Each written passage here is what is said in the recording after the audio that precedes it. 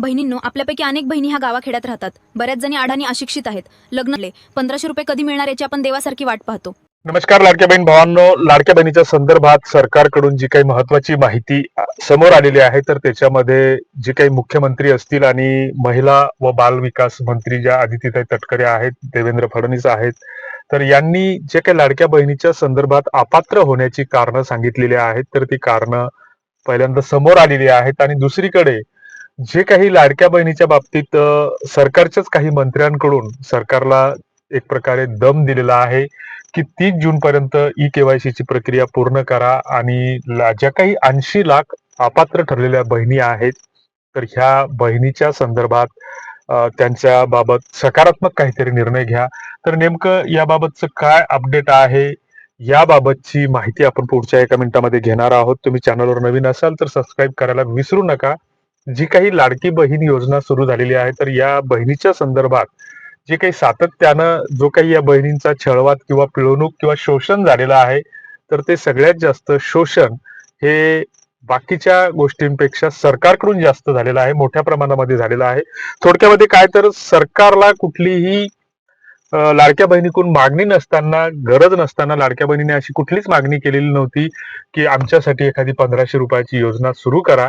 मात्र हे जे काही स्वार्थी किंवा मतलबी सरकार आहे, तर यांना कुठेतरी असं वाटायला लागलं की आपण जी काही सत्तेची चावी आपल्या हातात आहे, तर याच्यातून आपण कुठेतरी बाहेर पडू. आणि मग त्याच्यासाठी ज्या काही गावखेड्यातल्या लाडक्या बहिणी असतात, तर ह्या भावनिक दृष्ट्या लवकर पटकन कुणावरही विश्वास ठेवतात आणि मग त्या दृष्टीनं यांच्यासाठी 1500 रुपयाची ही योजना सुरू केली. जवळपास 2.5 कोटी महिला भगिनी या योजनेसाठी पात्र ठरवल्या.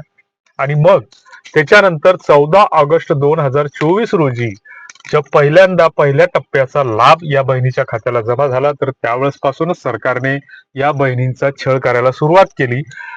जे काही सुरुवातीला 4,500 किंवा 7,500 रुपये या बहिणीच्या खात्याला जमा झाले, तर त्या खात्याला गरज नसताना, कारण नसताना होड लावलं. शेतातला हंगाम त्यावेळेस आलेला होता आणि अशा स्थितीमध्ये या बहिणीला कामधंदे सोडून त्या ठिकाणी बँकेत रांगेत उभं राहावं लागलं. जसं नोटबंदीमध्ये लोकांना त्रास झाला या सरकारच्या काळामध्ये, तर तसाच त्रास या लाडक्या बहिणींना त्यावेळेस झाला.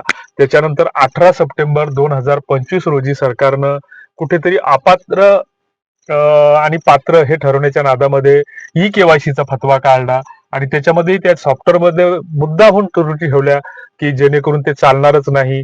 त्याच्यानंतर ती प्रक्रिया पुन्हा 31 डिसेंबर पर्यंत राबवण्यात आली, पुन्हा 31 मार्च पर्यंत राबवण्यात आली, 30 एप्रिल पर्यंत राबवण्यात आली आणि आता 80 लाख बहिणी ह्या अपात्र ठरवलेल्या आहेत. त्यांच्यासाठी पुन्हा केवायसी प्रक्रिया सुरू करणार असल्याचं मुख्यमंत्र्यांनी, महिला व बालकल्याण मंत्र्यांनी वेळोवेळी माध्यमांसमोर सांगितलं. मात्र ही प्रक्रिया प्रत्यक्षात सुरुवात केलेली नाही. अशातच जून महिन्याचा हप्ता अजून यायचा राहिलेला आहे. जून महिना संपलेला आहे. मे महिन्याचा, मार्च महिन्याचा, एप्रिल महिन्याचा हप्ता बऱ्याच बहिणीच्या खात्याला जमा झालेला नाही. तर याबाबत सरकारकडून माध्यमांसमोर ज्या काही प्रतिक्रिया येत आहेत, तर त्याची प्रत्यक्ष अंमलबजावणीला सुरुवात केली पाहिजे असं आम्हाला वाटतं. तुम्हाला काय वाटतं ते कॉमेंट बॉक्समध्ये नक्की लिहा. धन्यवाद.